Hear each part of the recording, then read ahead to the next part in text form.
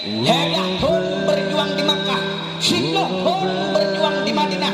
Islam menembus dinding Jazirah Arabia, memasuki Bizantium dan Persia, hingga mewarnai dua per tiga belahan dunia.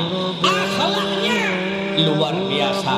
Allah memuji, malaikat memuji, orang beriman memuji, bahkan kafir pun memuji akan akhlak Nabi. Nabi yang bagus akhlaknya, yang indah rupanya, perjuangan pengorbanan tiada tanding dan darahnya. Umurnya hanya pula 63 tahunnya.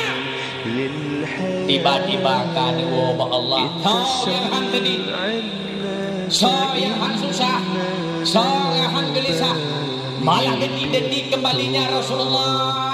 Alam menangis, keadaan langit mendung, hujan gerimis pun turun. Bawa Nabi wabun, kami wadai